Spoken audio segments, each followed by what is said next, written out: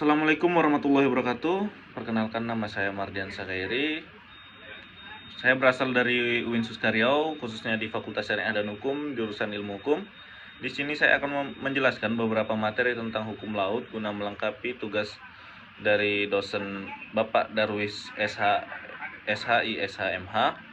Yang pertama yaitu saya akan menjelaskan tentang garis pangkal atau baseline. Menurut UNCLOS 1982 merupakan suatu garis awal yang menghubungkan titik terluar yang diukur pada kedudukan garis terendah atau off low water line, di mana batas-batas ke arah laut seperti laut teritorial dan wilayah yurisdiksi laut lainnya, zona tambahan, landasan kontinen, dan zona ekonomi eksklusif diukur.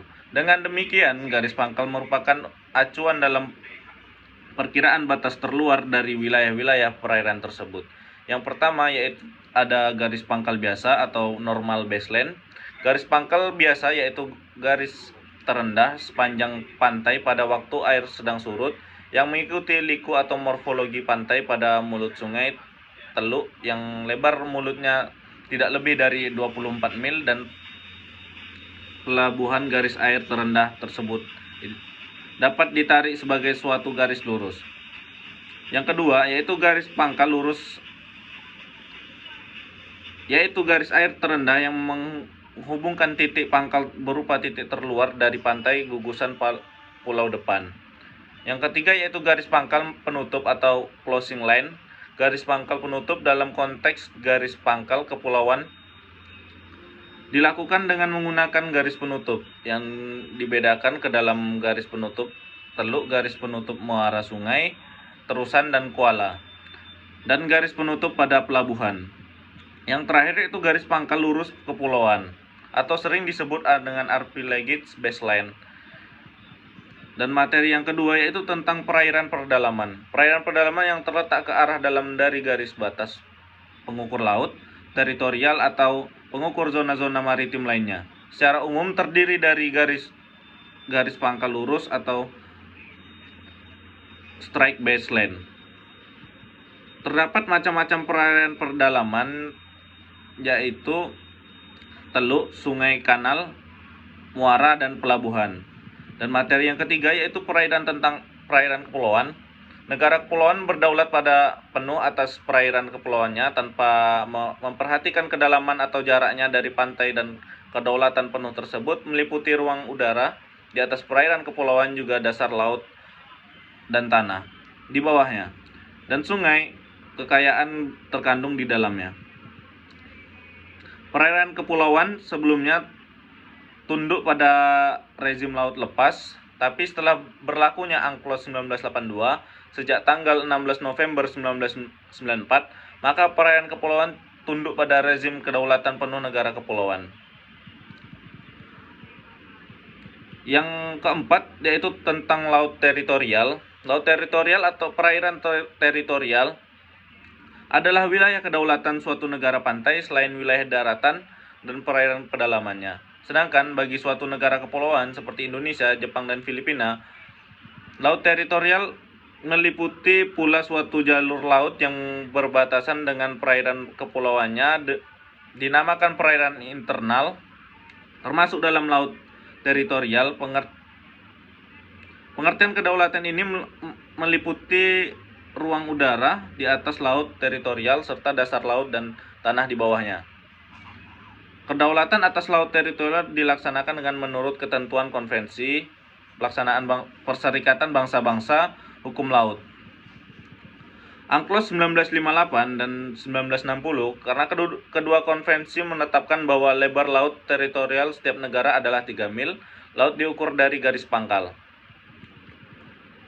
Laut teritorial selebar 12 mil. Laut diukur dari garis pangkal kepulauan mengelilingi kepulauan Indonesia, perairan Nusantara yang terletak di antara pulau-pulau beserta dasar laut yang berada di bawahnya. Selanjutnya yang kelima yaitu tentang zona tambahan. Zona tambahan adalah suatu jalur perairan yang berdekatan dengan batas jalur maritim atau laut teritorial. Tidak termasuk kedaulatan negara pantai, dapat melaksanakan hak-hak pengawasan tertentu untuk pencegahan pelanggaran dan peraturan perundang-undangan Sinenter. Bea cukai, fiskal, pajak, dan imigrasi di wilayah laut teritorial sepanjang 12 mil dan garis pangkal. Zona tambahan di dalam pasal 24 ayat 1 Angklos 3 dinyatakan bahwa suatu zona dalam laut lepas yang bersambung dengan laut teritorial negara pantai tersebut dapat melaksanakan pengawasannya yang dibutuhkan untuk yang pertama mencegah pelanggaran undang-undang yang berkenaan dengan masalah bea cukai, dan yang kedua menghukum pelanggaran atau peraturan perundang-undangan yang tersebut di atas. Selanjutnya yang keenam yaitu tentang zona ekonomi eksklusif atau ZEE adalah suatu batas wilayah yang ditetapkan sepanjang 200 mil dari pangkalan wilayah laut. Di sana negara mempunyai hak-hak atas kekayaan alam yang ada di dalamnya. Bentuk memanfaatkan dan juga memberlakukan seluruh kebijakan hukumnya, serta mempunyai kebebasan bernavigasi dan terbang di atas wilayah tersebut. ZEE merupakan wilayah yurisdiksi Indonesia di mana Indonesia memiliki hak berdaulat. Ketentuan lebih lanjut mengenai hak berdaulat ini akan berdasarkan ketentuan peraturan perundang-undangan dan hukum internasional. Selanjutnya yaitu tentang materi tentang yang ketujuh yaitu tentang laut lepas. Laut lepas adalah semua bagian dari laut yang tidak termasuk dalam zona ekonomi eksklusif, laut teritorial atau perairan pedalaman suatu negara atau kedalaman perairan kepulauan suatu negara kepulauan. Hakikatnya, laut lepas hanya dapat digunakan untuk tujuan damai dan tidak ada suatu negara pun yang berwenang menerapkan kedaulatan di wilayah laut lepas tersebut. Asas-asas dasar laut lepas yang pertama yaitu res nullus, bahwa laut lepas adalah bebas karena tidak ada yang memilikinya. Yang kedua yaitu res communis, bahwa laut lepas adalah milik bersama karena negara-negara bebas menggunakannya.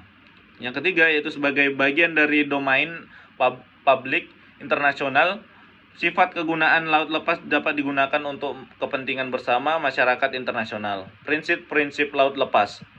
Prinsipnya, setiap negara memiliki kebebasan di laut lepas yang mencakup yang pertama yaitu kebebasan berlayar, kebebasan penerbangan. Yang kedua yaitu kebebasan untuk memasang kabel dan pipa di bawah laut.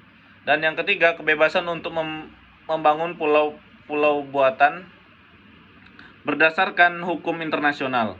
Yang keempat yaitu kebebasan untuk menangkap ikan berdasarkan hukum internasional. Dan yang kelima, kebebasan untuk melakukan riset ilmiah berdasarkan hukum internasional. Baik, segitu saja yang dapat saya sampaikan. Saya akhiri dengan wabillahi taufik wal hidayah. Assalamualaikum warahmatullahi wabarakatuh.